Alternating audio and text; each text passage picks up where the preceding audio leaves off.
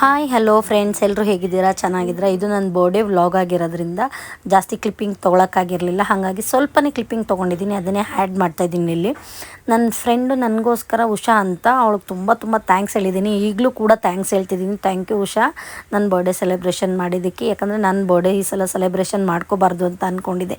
ಯಾಕಂದರೆ ಬಿಫೋರೇ ನಾವು ನೋಡಿರ್ತೀವಲ್ವ, ನಮ್ಮ ಬರ್ತಡೇ ಯಾವತ್ತು ಬಿದ್ದಿದೆ, ಏನು ಮಾಡಬೇಕು, ಏನು ಪ್ಲ್ಯಾನ್ ಮಾಡಬೇಕು ಅಂತೆಲ್ಲ. ಸೊ ಹಾಗಾಗಿ ನನ್ನ ಬರ್ಡೇ ಈ ಸಲ ಕಾರ್ತಿಕ್ ಮಾಸ ಇತ್ತು. ಸೊ ನಾನ್ ವೆಜ್ ತಿನ್ನಂಗಿಲ್ಲ ನಾವು. ಇನ್ನೊಂದು ರೀಸನ್ನು ಮಂಡೇ ಆಗಿರೋದ್ರಿಂದ ನಾನು ಕಾರ್ತಿಕ್ ಮಾಸ ಮಾಡ್ತಿದ್ದೀನಿ, ಸೊ ಉಪವಾಸ ಇರ್ತೀನಿ. ಸೊ ಹಂಗಾಗಿ ಕೇಕು ತಿನ್ನಂಗಿರಲಿಲ್ಲ.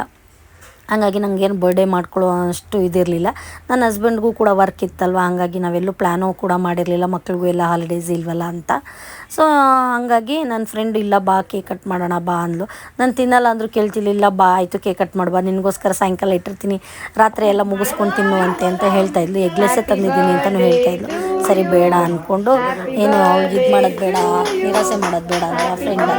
ಸೊ ಅಂದ್ಬಿಟ್ಟು ಹೋಗಿ ಕೇಕ್ ಕಟ್ ಮಾಡ್ಕೊಂಡು ಬಂದೆ. ನನ್ನ ಹಸ್ಬೆಂಡು ಕೂಡ ನಂಗೆ ರಾತ್ರಿ ಅವರು ಒಂದು ಸ್ಮಾಲ್ ಕೇಕ್ ತಂದು ಅವರು ಕೇಕ್ ಕಟ್ ಮಾಡಿ ನನಗೆ ತುಂಬ ಕಾಸ್ಟ್ಲಿಯಸ್ಟ್ ಗಿಫ್ಟ್ ಕೊಡ್ತರು. ನನ್ನ ವಾಚ್ ಕಲೆಕ್ಷನ್ಸಲ್ಲಿ, ನನಗೆ ವಾಚ್ ಅಂದರೆ ತುಂಬ ಇಷ್ಟ. ವಾಚ್ ಕಲೆಕ್ಷನ್ಸಲ್ಲಿ ದುಬಾರಿ ಬೆಲೆ ಬಾಳೋಂಥ ವಾಚ್ ಕೊಡಿಸಿದ್ರು, ತುಂಬ ಇಷ್ಟ ಆಯಿತು. ಅದು ಕಂಪ್ನಿ ವಾಚೇ ಕೊಡಿಸಿದ್ರು, ಟೈಟಾನ್ ವಾಚು.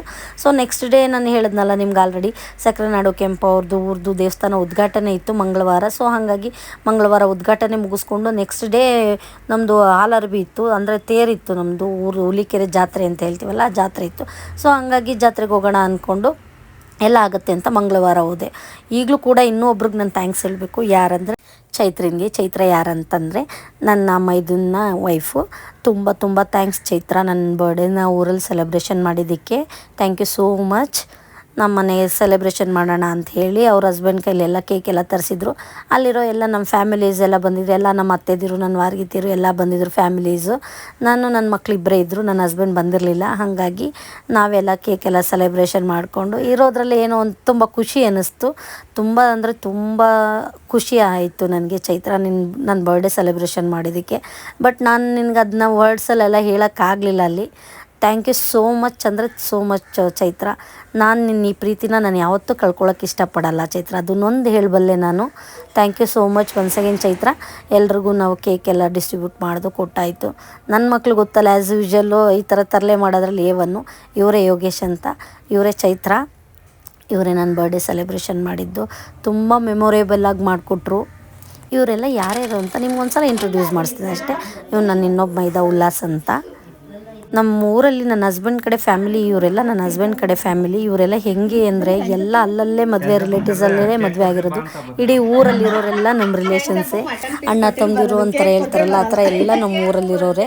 ಎಲ್ಲ ಎಲ್ಲೂ ಬೇರೆ ದೂರಕ್ಕೆಲ್ಲೂ ಮದುವೆ ಮಾಡಿಕೊಟ್ಟಿಲ್ಲ, ಎಲ್ಲ ಅಲ್ಲಲ್ಲೇ ಓಡಾಡ್ತಿದ್ದಾರೆ. ಸೊ ಹಂಗಾಗಿ ತುಂಬ ದೊಡ್ಡ ಫ್ಯಾಮಿಲಿ. ಅದ್ರ ಜೊತೆಗೆ ನಾನು ಒಬ್ಬಳು ಸೇರ್ಕೊಂಡಿದ್ದೀನಿ ಈಗ. Thank you so much.